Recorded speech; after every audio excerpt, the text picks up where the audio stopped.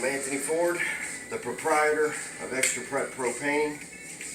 I have a little tip for you today, if you will. So if you're doing your own interior painting or decorating, what have you, a lot of people ask me all the time, or they have problems with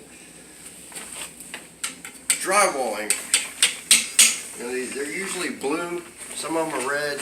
You know, these little things that you put into the wall, and then you screw your screws into them. Drywall anchors. Well, how do you get them out of there? How do you get them out of there? They're so aggravating, right? Take a tool of some kind, like a hammer, something like that. Just something that has like a thick end on it, right? Okay. And get you your grandpa's pocket knife or your pocket knife, however you want to do it. Okay. Now come here, I'll make sure they can see this.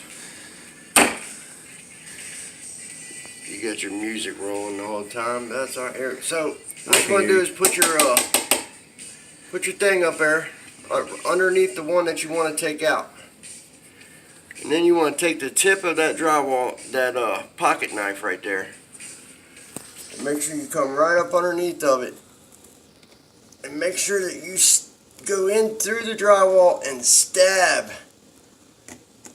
that anchor really well, and voila.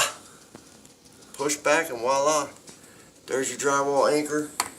You don't have a lot of damage. Here, I'll demonstrate it for you one more time. Take your knife, go right up underneath the drywall anchor. Sometimes you gotta work it a little bit. Stab it really well.